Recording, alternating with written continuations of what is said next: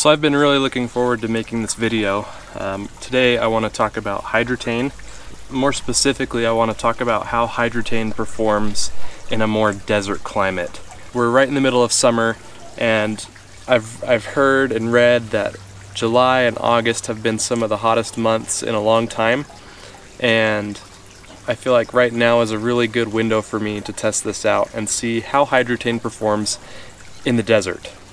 So with that, let's get started.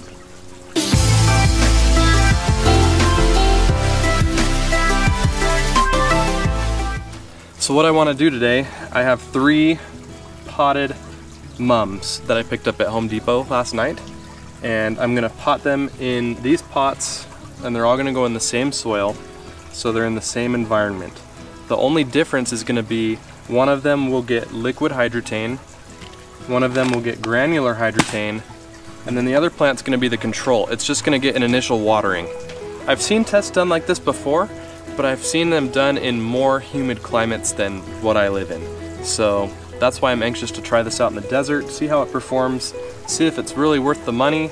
I'll leave a link in the description below for it if you want to pick some up. And yeah, let's get to it.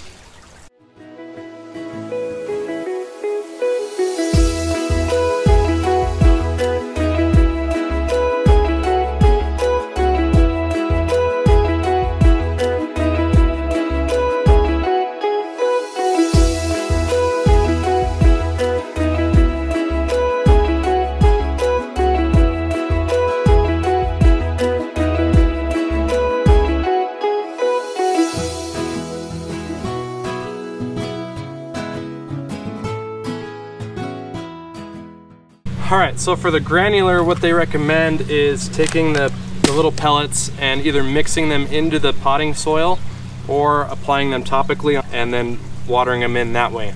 So I'm going to do a little bit of both. I'm going to take a little bit and mix it into the bottom, and then I'll put the rest on topically, and then we'll just water it in and see how it goes. So what they tell you to do on the back here is to measure the pot. This is an 8-inch pot, and the chart here says 4 tablespoons. So we need 4 tablespoons total. So if I put 2 in the bottom here and then 2 around the top, that should be fair.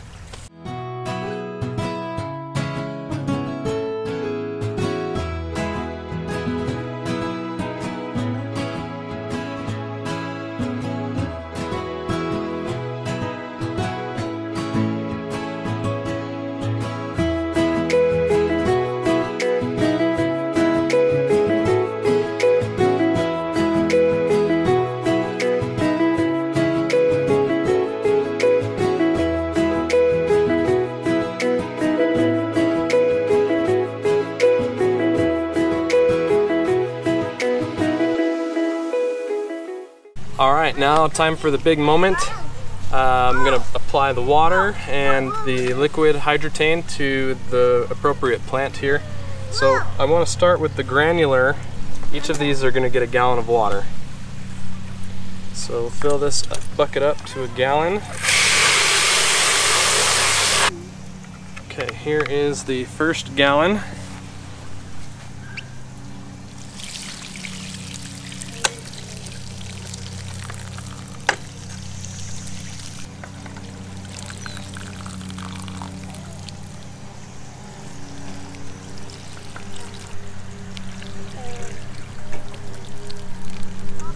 And then we'll do the liquid Hydretain. We'll go in this one here. This will be the liquid one. And for the liquid Hydretain, it takes 2 ounces of Hydretain for 1 gallon of water. Okay, there's 2 ounces. Put that in.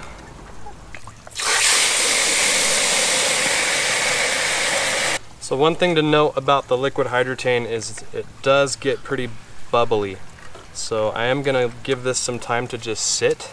Here is a gallon of liquid Hydretain and water. So I will put this one into this pot very carefully.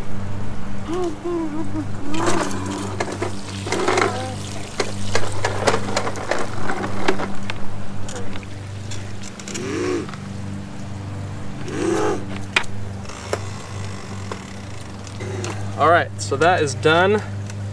Liquid is ready to go. And finally, we'll do the control. So this will just get a gallon of water, simple enough.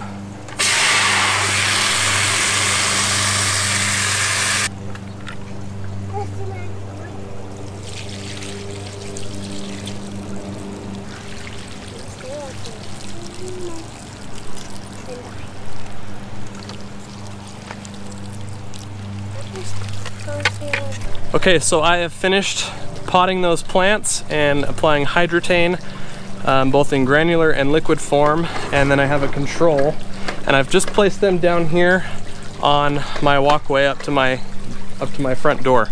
The nice thing is these are all going to get the same amount of sunlight, and this is the hottest side of the house here, so they're going to get full sunlight, and they're going to get full sunlight in the hottest part of the day.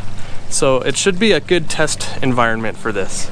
So we'll just have to make sure that nothing else really interferes with it. They don't get knocked over, things like that. So we're gonna leave these here. I'm gonna take pictures of them and show you the progress and talk about the results afterwards. So the cool thing about Hydretain is the chemistry behind it, what it's designed to actually do. A lot of people think that it's designed to just retain moisture within the root zone of a plant or a tree or a shrub, and that's not how it works. It's not designed to drown the root zone. Instead, what it's designed to do is to pull any surrounding moisture and take it into that root zone. So any surrounding moisture in the soil profile, in the surrounding air, anything like that, it's going to take that moisture from that humidity and take those droplets directly to the root zone of the plant. So as long as there's a little bit of humidity in the air, it's going to work. So I'm really excited to try this out and see how it goes. I think it's a fun experiment. I feel kind of like I'm in 8th grade chemistry class or something all over again. So kind of a fun little lab experiment, and we'll see how it goes. All right, it's been a week now since I did my initial plantings with the Hydretain, and I want to go ahead and just talk about the results, show you what each of those plants are looking like and how they did over the last week. It's been exactly a week, 7 days to almost the hour. I took pictures every day, kept track of the humidity and the temperatures. So let me go ahead and show you that, and then I will show you exactly what they look like this morning. So here we go.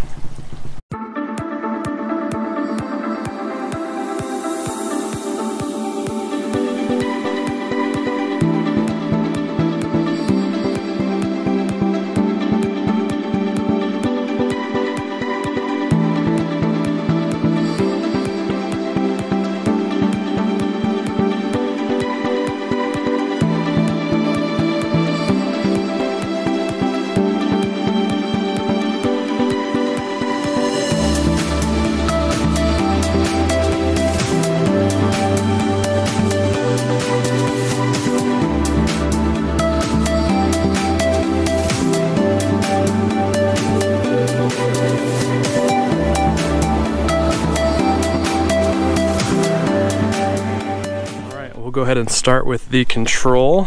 This is the one that got just water, and as you can see, it's definitely showing signs of stress. Everything's kind of fallen over, everything's kind of just fallen down over the sides of the pot, and it's extremely dry, extremely crunchy. The color is faded a lot in the leaves, and it's just, you could tell it's just desperate for water. Here's the granular pot here. This got a gallon of water and granular Hydretain, and you can see it's still standing up compared to the control.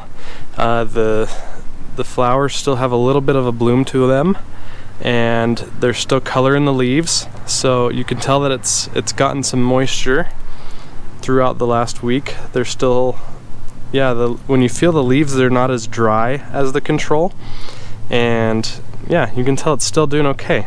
Could use some water, of course, but hey, for a week's time compared to no water at all, it's done pretty good. And then finally, here's the liquid Hydretain. This got a gallon of water and liquid Hydretain, and it's still got a fullness to it. It doesn't look like it's fallen over or anything. It's definitely struggling. With the mums, I've noticed when they're needing water, the flowers will kind of close up. So you can see that that's kind of happened throughout. All these flowers that were open have kind of closed themselves. But again, we still have a lot of fullness. Everything's still standing up. There's still substance to these leaves, at least some of them. You can still feel that there's moisture in the plant, and that it's doing okay.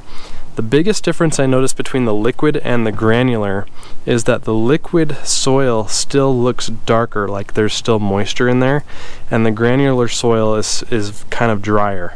So I definitely favor the liquid Hydretain over the granular. I definitely see better results, and the real big thing to understand is Hydretain, no Hydretain, you can see the difference. Having even granular Hydretain is better than having nothing. So obviously Hydretain works, and obviously Hydretain is not meant to just replace a watering. It's just meant to help you get more out of your watering times and your watering cycles. So it definitely does its job, and it definitely passes the test. You can see clearly the difference here. So there we go, there you have it. Hydretain tested in a more desert climate, a drier climate. I think the average humidity over the last week was probably 13–15%, and Hydretain is still finding moisture in the air surrounding the plant or in the soil. It's taking what's there, bringing it back to the roots. It's doing a good job. It worked out really well. I'm happy to have had clear results there, and yeah, I hope that was helpful for you. If you have any questions, let me know in the comments. If this video was helpful for you, hit that thumbs up button. Thanks for subscribing, thanks for watching, and I will see you in the next video.